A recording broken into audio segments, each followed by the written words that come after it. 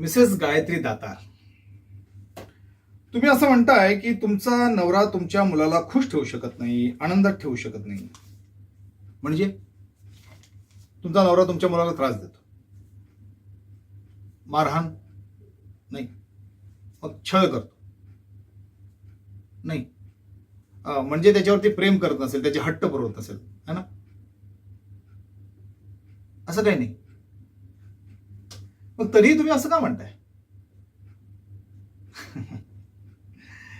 Madam, तुम्हाला काय वाटतं, मला काय वाटतं यावर कोर्टाचा निकाल नसतो. कोर्टाला पुरावे लागतात, ठोस पुरावे लागतात. असो, गायत्री मॅडम, मला एक सांगा की हा अमर गांधी नावाचा व्यक्ती कोण आहे?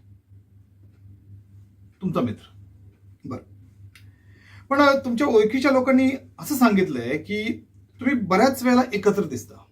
म्हणजे तुम्ही त्याच्या मोटरसायकलीवरून जाताना दिसता. बऱ्याच वेळा तुम्हाला त्यांनी हॉटेलात पाहिलंय, सार्वजनिक ठिकाणी म्हणजे बागेमध्ये पण पाहिलंय. ओके, नाही नाही, असं नाही. पण कसं आहे की हे वर्तन समाजात रुचत नाही ना. म्हणजे ते समाजाला पचायला थोडंसं जड जातं. आणि तेही एका विवाहित स्त्री बरोबर एका पुरुषाचं असणार. काही हरकत नाही. म्हणजे तुमची निखळ मैत्री आहे.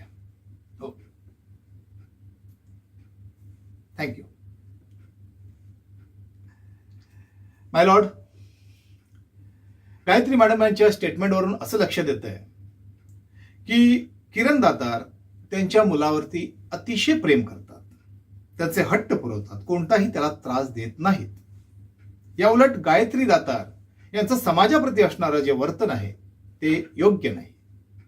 यावरून मी कोर्टाला अशी विनंती करतो की माझ्या अशिलाकडे त्याच्या मुलाचा म्हणजे सोहमचा ताबा जावा.